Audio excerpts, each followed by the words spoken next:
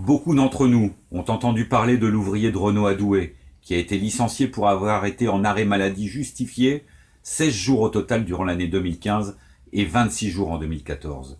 C'est révoltant, et cela montre à quel point la direction de Renault Douai veut remettre en cause le droit pour les salariés de se soigner en cas de maladie. Pour le moment, ce qu'a fait Renault est encore hors la loi, mais on ne sait pas dans quel sens le tribunal des prud'hommes jugera cette affaire.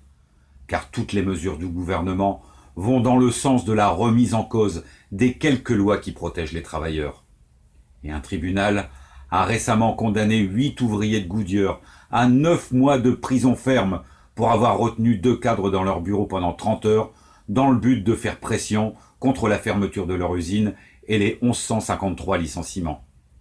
Ici, chez Toyota à Onnin, dès le début de l'usine, la direction a organisé la pression contre les salariés en arrêt de travail, avec pour objectif de licencier au bout du compte, même si les arrêts maladie sont valables et justifiés.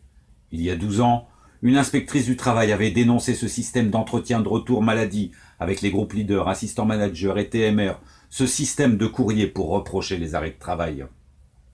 La direction de Toyota a continué jusqu'à licencier en 2008 un de nos camarades de travail, Eddie Kai. Ses collègues à l'époque l'avaient soutenu par une pétition, par une collecte.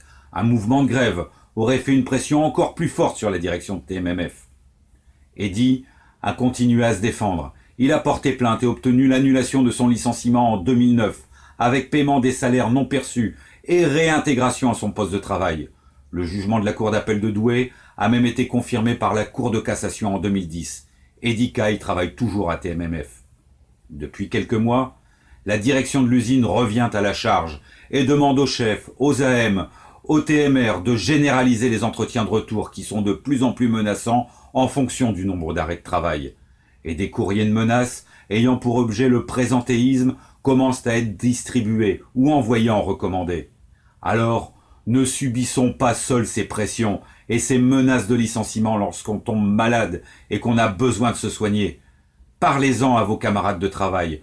Contactez les délégués CGT. Ensemble, défendons nos droits.